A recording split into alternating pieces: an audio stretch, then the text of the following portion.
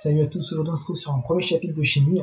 On va introduire les bases, les unités, et puis on va parler de l'atome. Alors tout d'abord, donc les unités principales, donc ce seront ces 6 unités-ci, qu'on va écrire toujours dans le système international, donc aussi dit le système SI. C'est comme ça qu'on va pouvoir rentrer des formules assez complexes avec toujours les bonnes unités.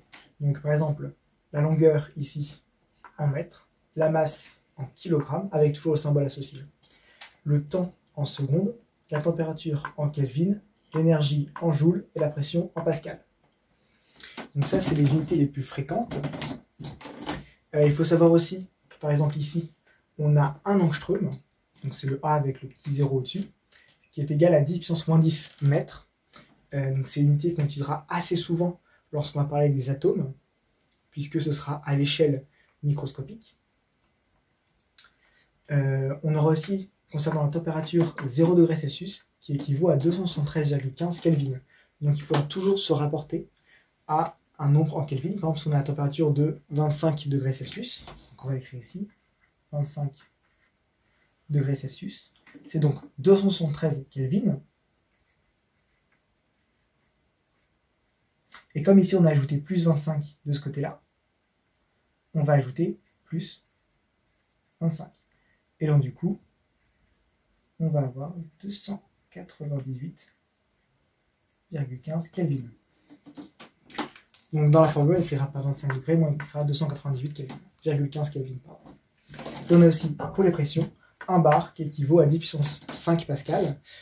Pourquoi on utilise le bar? Parce qu'un bar, c'est la pression atmosphérique de la Terre, mais il faudra toujours se ramener voilà, à 10 puissance 5 pascal. Par exemple, 3 bars, ce sera 3 fois 10 puissance 5 pascal, puisqu'ici on a multiplié par 3, on multiplie par 3 de ce côté-là. Alors maintenant, l'atome. Donc un atome, c'est quoi? C'est composé de protons. Donc un atome, c'est des protons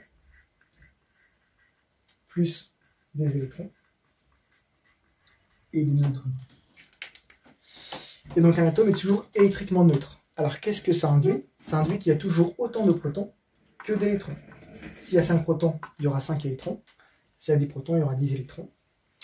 Pour que ce soit toujours électriquement neutre, car en fait, chaque proton a une charge qui équivaut ici 1,602 fois 10 puissance moins 19.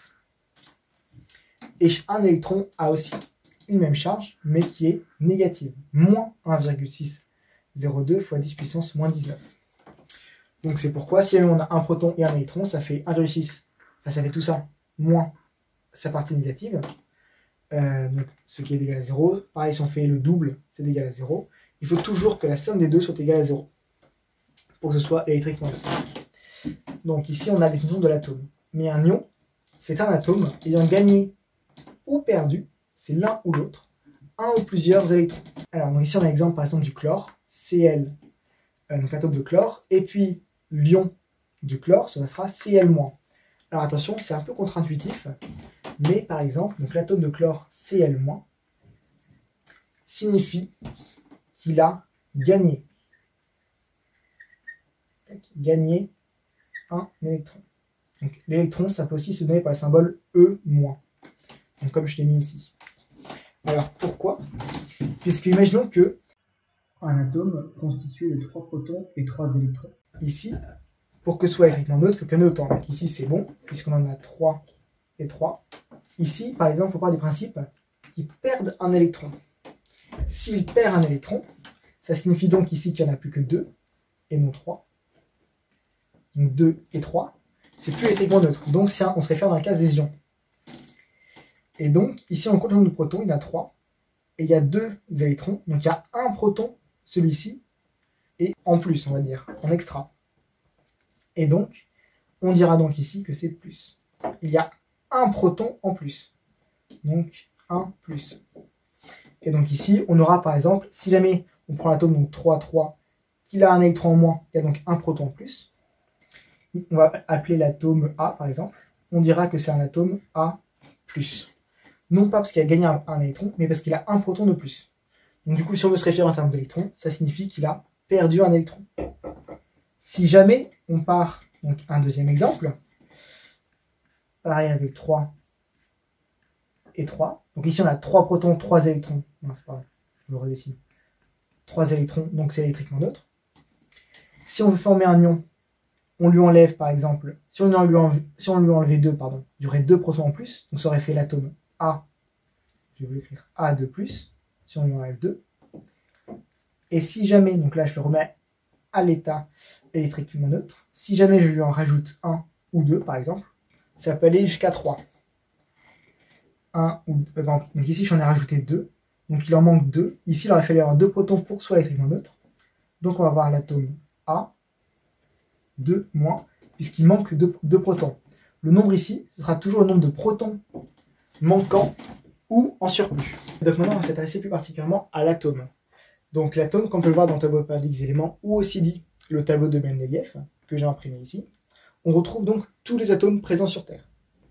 Par exemple, on va voir ici le C comme carbone, le N comme azote, O comme oxygène. Et donc, dans ce tableau périodique des éléments, on va retrouver donc la lettre de l'atome, ici que j'ai appelé X, et 2 informations. Par exemple, ici, pour le carbone, on va retrouver 6 et 12.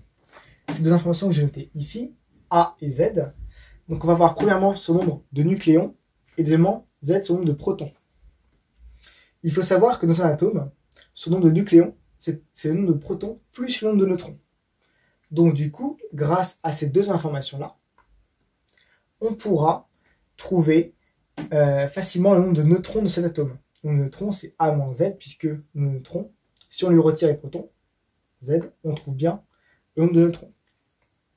Donc A moins Z, c'est le nombre de neutrons. On va pouvoir aussi trouver le nombre d'électrons de cet atome, à savoir, donc, si jamais il est électriquement neutre, donc comme je l'ai dit avant, qu'il y a autant de protons que d'électrons, Z, qui correspond au proton, est aussi égal au nombre d'électrons. S'il est électriquement neutre, c'est très important. S'il ne l'est pas, c'est-à-dire qu'il n'y a pas autant de protons que d'électrons, on va donc devoir calculer le nombre d'électrons qui équivaut à Z, ici, moins sa charge. Par exemple, sa charge, ici, elle vaut moins 1, dans le cas où on aurait, par exemple, le carbone 12,6 moins. Le carbone 12,6 moins signifie donc un proton en moins. Et donc, s'il y a un proton en moins, il y a donc un électron en plus par rapport au nombre de protons. Et donc, ici, la charge vaut moins 1, donc ça vaut toujours le signe qui est là.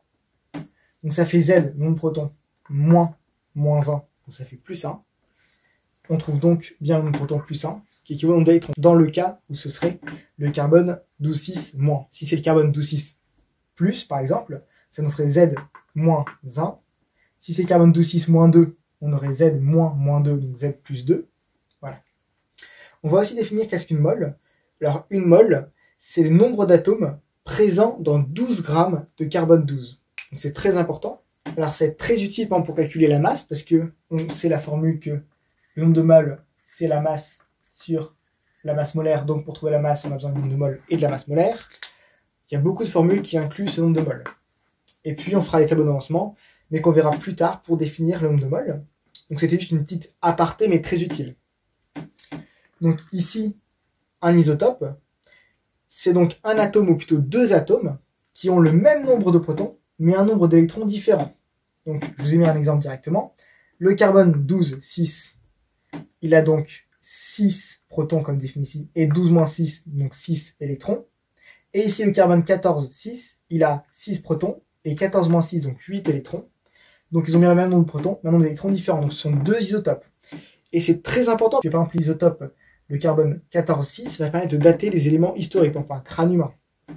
Tandis que l'isotope 12,6 ne permettra pas du tout de faire ça, mais aura d'autres propriétés.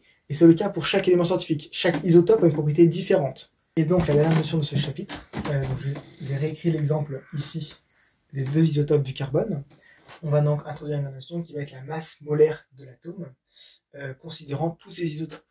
Donc la masse molaire, ici M, ça va être la somme de donc, XI, l'abondance naturelle isotopique en pourcentage, et multiplié par MI, ça va être la masse isotopique relative. Donc j'explique. Déjà ce symbole, le sigma majuscule, c'est la somme. Donc par exemple, si jamais on a 3 isotopes, on va faire la somme de X1 M1 plus X2 M2 plus X3 OM3.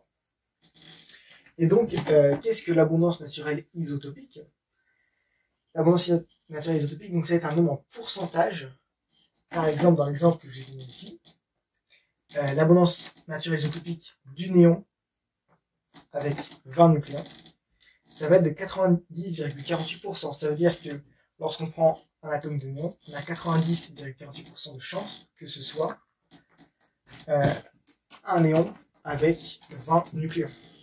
0,27% de chance que ce soit avec 21 nucléons et 9,25 que ce soit avec 22 nucléons. Et la masse isotopique relative, c'est donc le nombre de nucléons contenus dans chaque isotope. Et donc, afin de trouver la masse molaire en quelque sorte majoritaire de cet atome, donc c'est avec la masse molaire qu'on va définir dans le tableau périodique des éléments, on va donc calculer cette somme avec l'abondance naturelle isotopique sur Terre et la masse isotopique relative. On considère l'atome de néon qui considère 3 isotopes, que j'ai écrit ici, isotopes 20, 21 et 22. Donc c'est le nombre à chaque fois de nucléons que je vous ai écrit. Donc ici, on sait qu'on a 20 nucléons, 10 protons, donc 10 électrons. 21 moins 10, donc 11 électrons, et là 22 électrons. Et donc afin de trouver R, ça va être donc la somme de son pourcentage, donc 90,48, donc toujours en pourcent.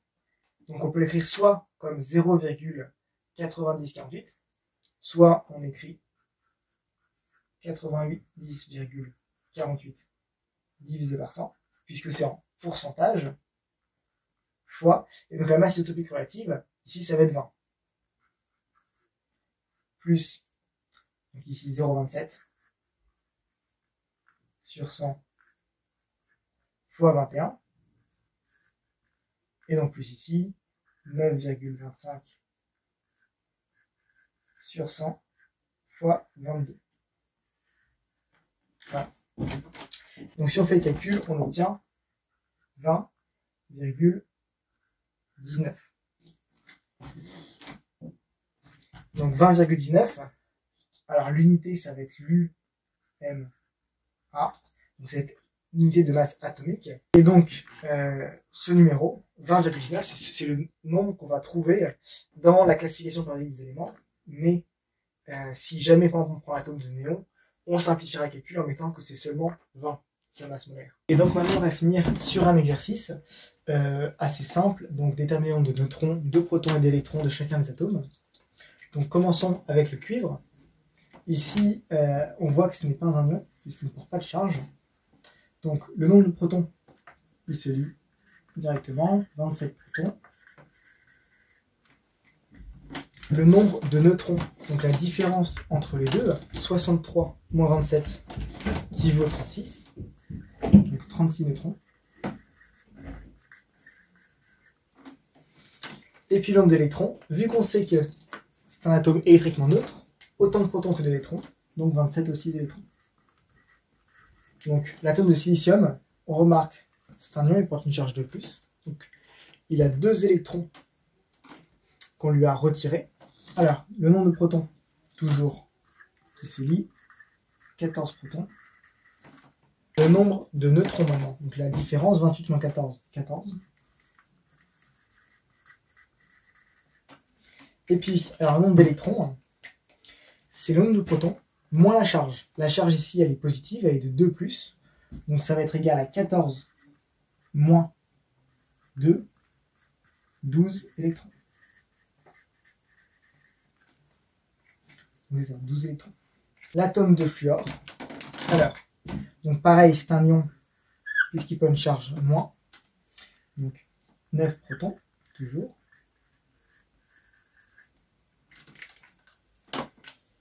Alors, nombre de neutrons, 19 moins 9, puisque 19 est nucléons moins 9 protons, donc 10 neutrons. Et puis le nombre d'électrons, donc 9 protons moins la charge, donc ça fait moins moins, donc 9 moins 1, ce qui équivaut à 10, puisque ça fait 9 plus 1, donc 10. Donc 10, moins c'est les électrons. Donc on a fini pour ce chapitre, donc c'était le premier chapitre de chimie, on a revu un peu les bases, comment déterminer un atome. Alors j'espère que vous avez pu tout comprendre, et je vous souhaite une bonne continuation. Salut les amis.